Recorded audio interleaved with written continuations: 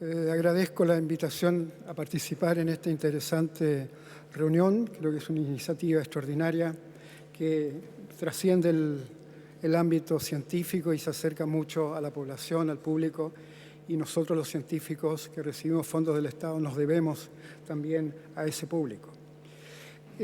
Mi tema va a referirse, bueno, está escrito ahí, las ciencias de la Tierra, desafíos y oportunidades para Chile.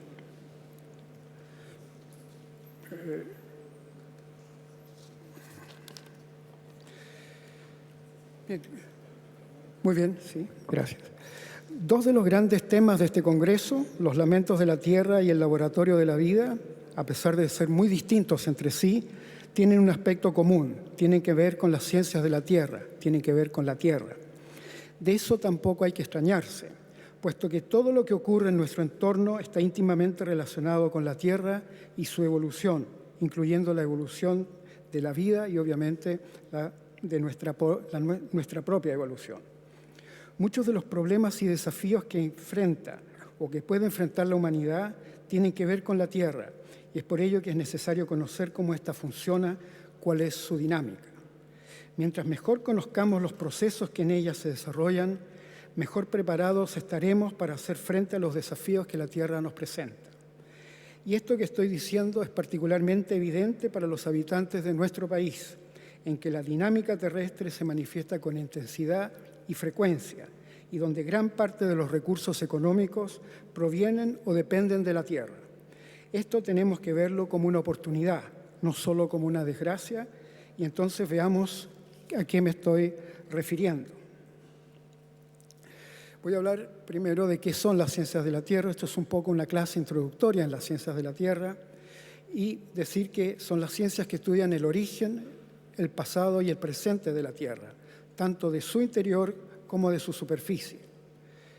Estas disciplinas son la geología, la geofísica, la geografía física, la oceanografía, la meteorología, y también hay aspectos de la astronomía que tienen que ver con las ciencias de la Tierra cuando se refieren al origen del universo y el lugar que ocupa esta Tierra en el mismo universo. Entre estas ciencias, la geología destaca por tener un carácter histórico porque en ella está implícito el tiempo. Las otras se enfocan principalmente en la situación actual de la Tierra. Y debido entonces a que la geología concierne todos los aspectos del pasado y el presente de la Tierra, tiene obviamente una estrecha relación con todas las ciencias básicas que conocemos. Con la matemática, obviamente, por usar los métodos para el cálculo y la modelación. Con la física, porque estudia las características físicas y los procesos dinámicos que ha sufrido la Tierra en su evolución. Con la química, porque se hacen estudios de la química de la Tierra, de las rocas del pasado, del presente. La petrología, que es la ciencia que estudia las condiciones en que se formaron las rocas, la mineralogía y la metalogénesis. Esto es muy importante en nuestro país porque se refiere al origen de los yacimientos. La biología, obviamente, porque se estudia la vida pasada, con la paleontología, la paleobotánica y la paleozoología. Todos esos los aspectos de la botánica y la zoología se estudian en paleontología y también tiene que ver con la evolución de la vida. Veamos entonces a qué me estoy refiriendo.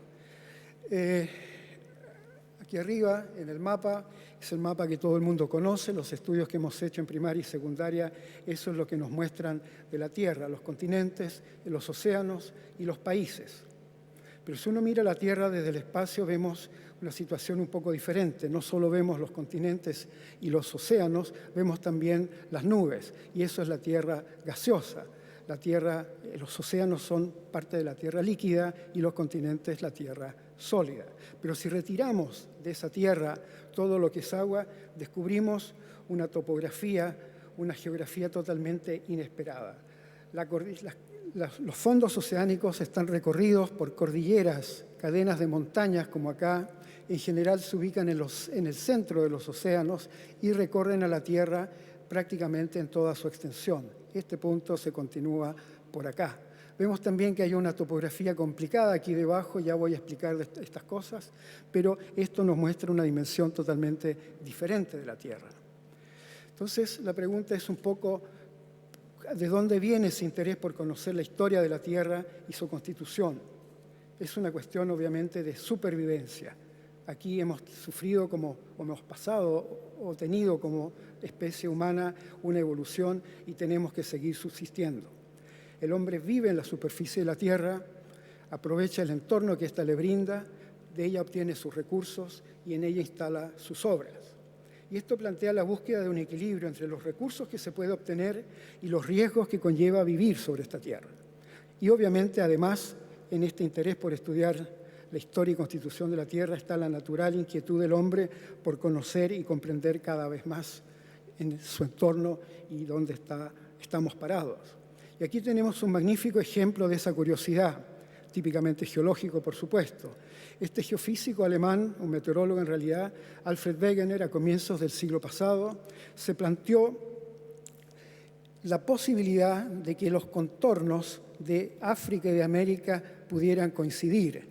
También observaba que había una coincidencia entre los contornos de Norteamérica y un poco de Europa, pero eran mucho más patentes en la parte sur. Él planteó que podrían haber estado juntos.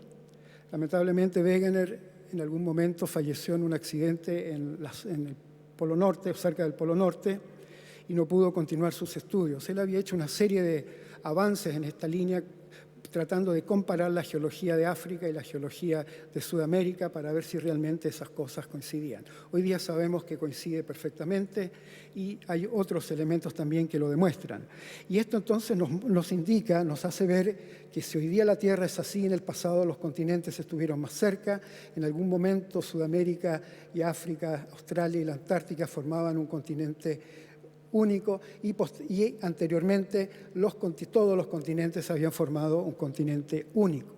Y eso entonces tiene implicaciones no solo para mostrarnos que la Tierra es dinámica, sino también por qué, por ejemplo, las faunas en los últimos 50 millones de años en Sudamérica son muy distintas a todas las que existen en los otros continentes.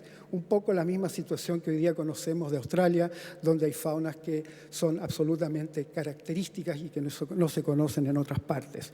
En el Cenozoico, entre 50 a 55 millones de años y unos 5 millones de años, la fauna era absolutamente distinta a la que hoy día conocemos.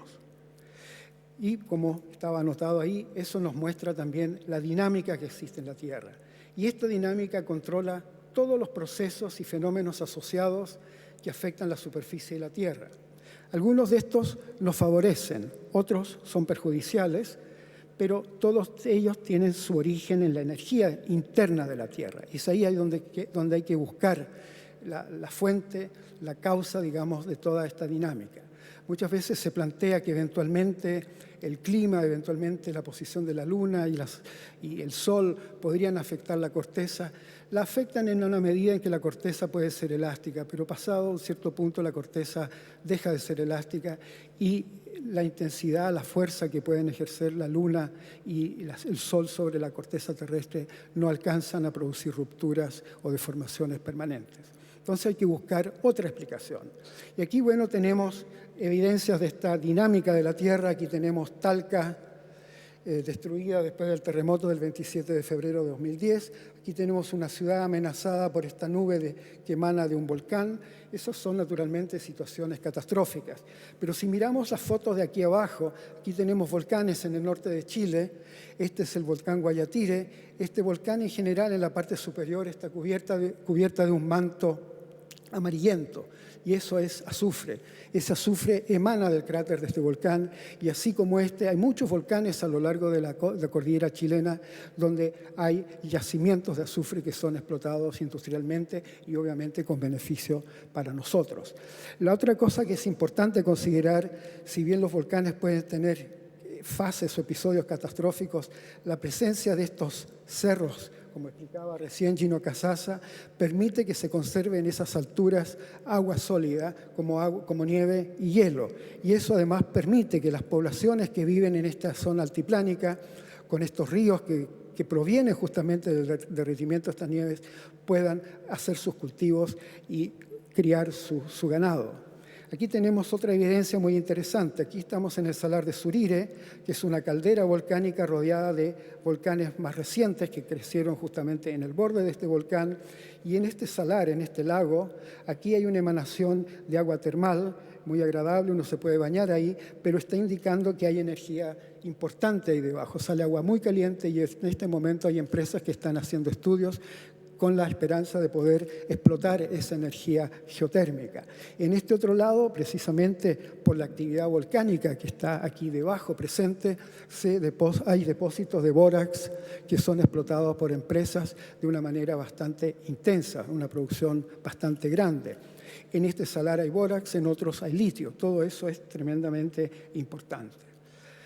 Entonces voy a tratar rápidamente de explicar un poco cómo funciona nuestra Tierra, cómo esto afecta positiva y negativamente, ya hemos visto algunos ejemplos, y ver qué oportunidades esto nos ofrece y qué responsabilidades tenemos al respecto. Entonces, como decía, el origen de las fuerzas terrestres hay que buscarlo en el interior de la Tierra. Y esta es la energía calórica que está almacenada y que se produce en el interior de la Tierra y que de alguna manera se elimina, la Tierra la elimina hacia la superficie, donde obviamente tenemos unos 25-20 grados de temperatura promedio comparado con las altísimas temperaturas que hay en profundidad. Entonces hay una disipación de la energía calórica que se forma o se produce, que queda remanente a lo mejor de su origen, y esta es entonces la que produce toda esta dinámica de la cual estábamos hablando.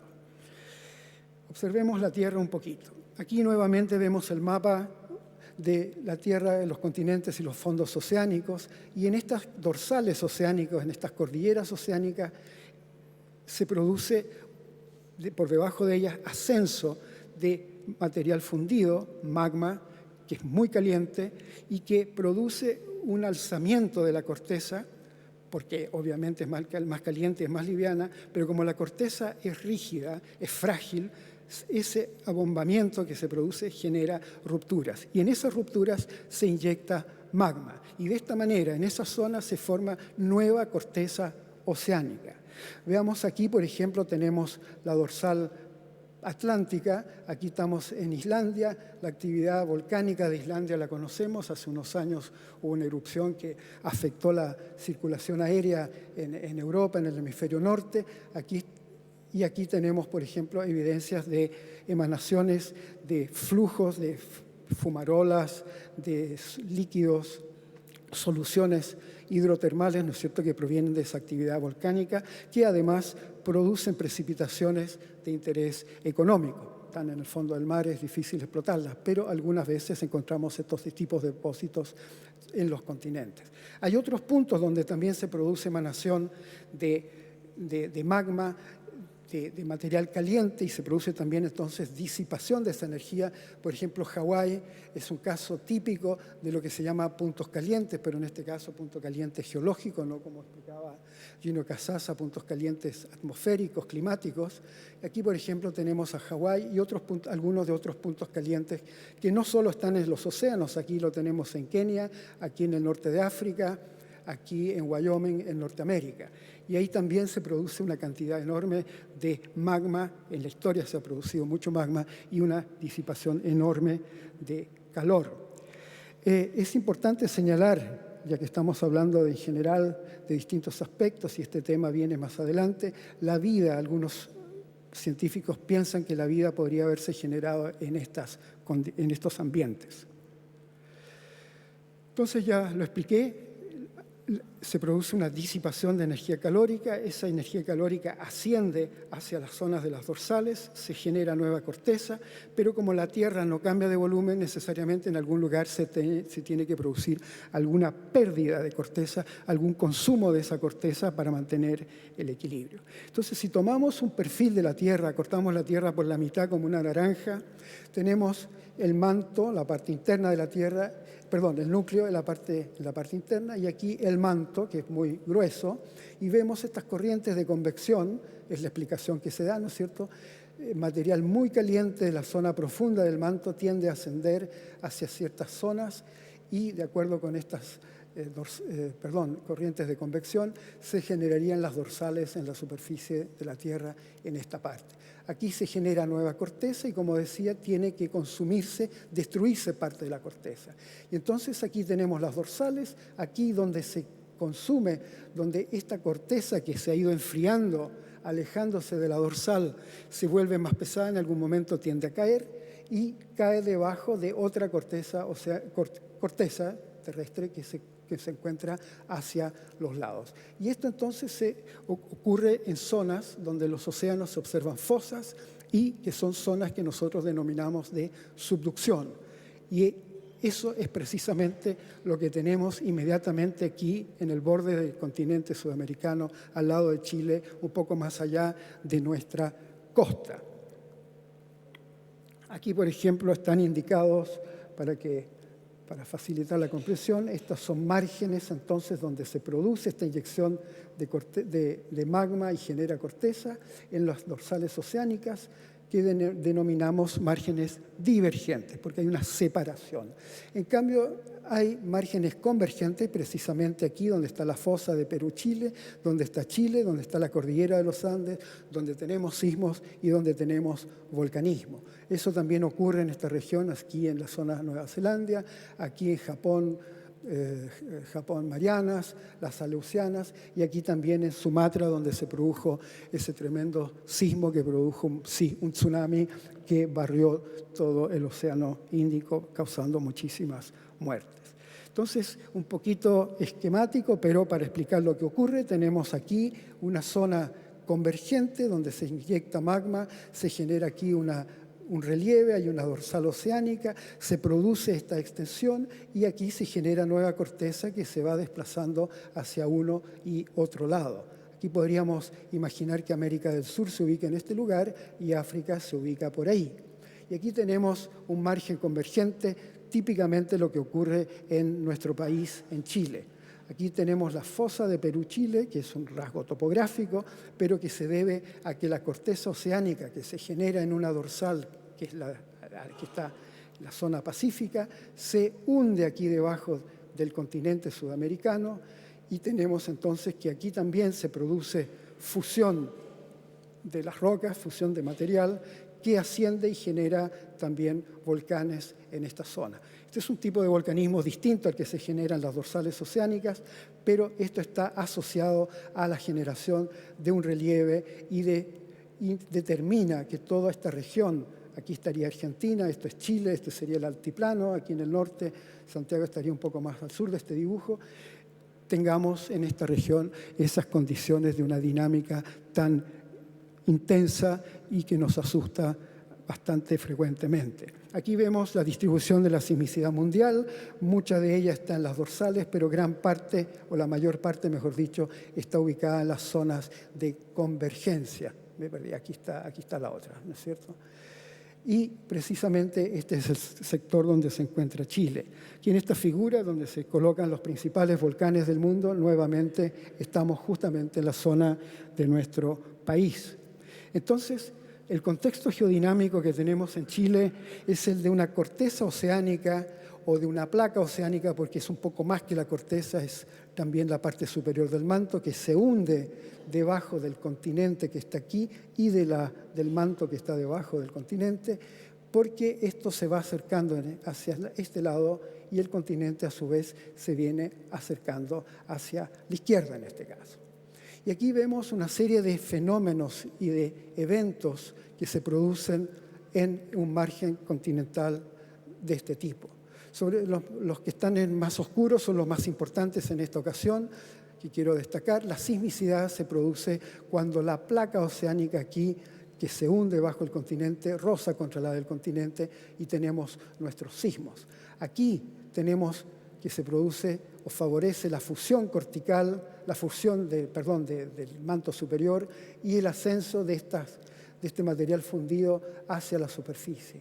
En algunos lugares, en el punto 4, quedan unas enormes masas de roca que se estaba fundida, que se enfría, y eso determina muchas veces la existencia de yacimientos minerales como los que tenemos en Chile, más o menos en esta ubicación.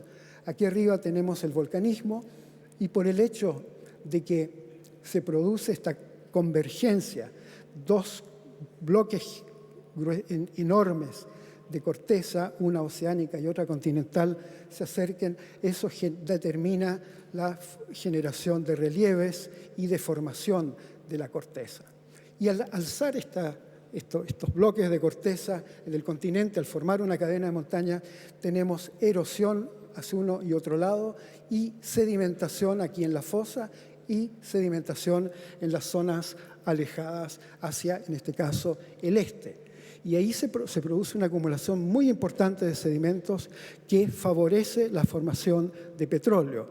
Y podemos decir rápidamente, lo voy a volver a decir, aquí estamos hacia el este de la cordillera, hay yacimientos de petróleo en Argentina, en Bolivia, en Perú, más al norte, mientras que nosotros en Chile en general no tenemos yacimientos de petróleo, pero sí tenemos esta condición donde se generan yacimientos. Y esto es una ventaja que tenemos en Chile tremendamente importante. Y de hecho la economía del país se sustenta fundamentalmente en ello.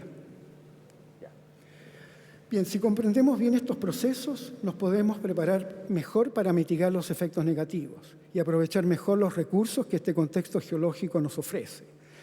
Este contexto entonces nos ofrece también la posibilidad de ser líderes mundiales en disciplinas como la sismología, la volcanología, tsunamis, geología marina, geología de yacimientos, tecnologías mineras en general, geología ambiental, geotecnia, o sea, geología aplicada a obras de la ingeniería.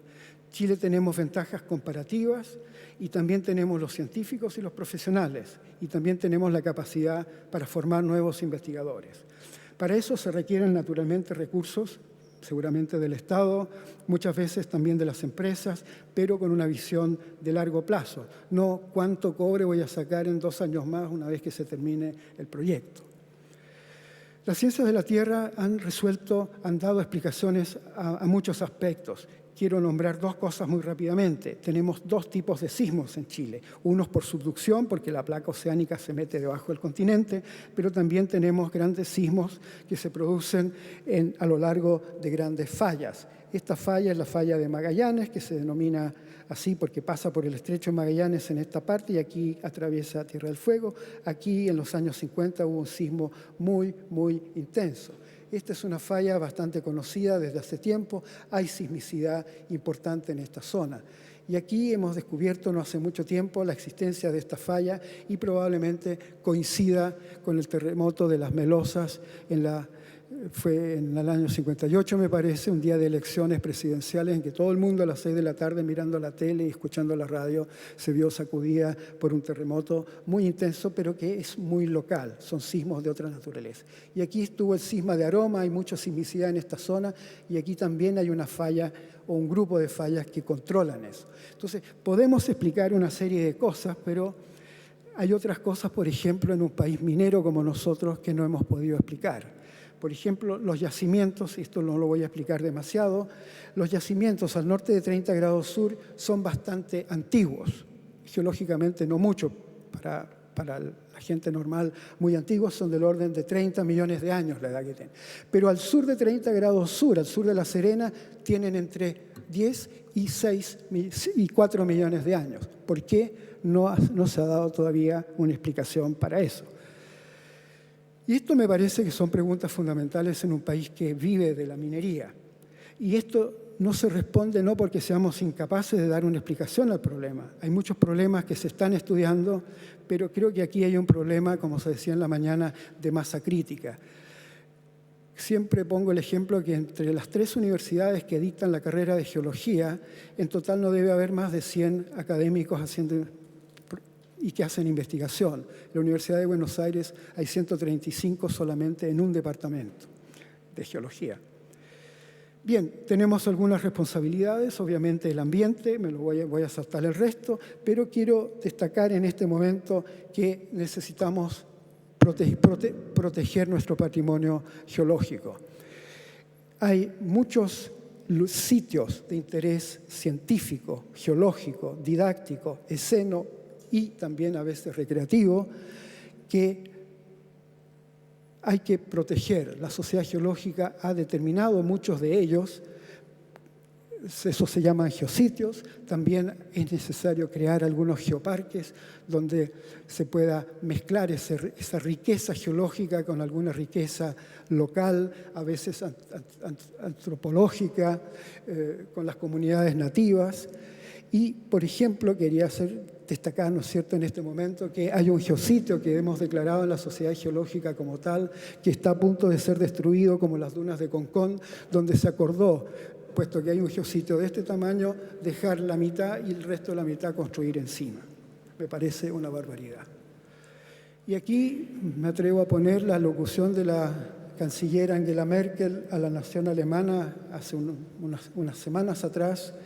Escribía: para nuestro país la investigación significa generación de puestos de trabajo. Si podemos hacer algo, obviamente en investigación hacemos algo porque otros no lo están haciendo. En general no nos repetimos entre científicos. O sea, si podemos hacer algo que otros no estén haciendo, entonces al hacerlo obtenemos y creamos bienestar. Por ello invertimos como nunca antes en formación e investigación. Muchas gracias.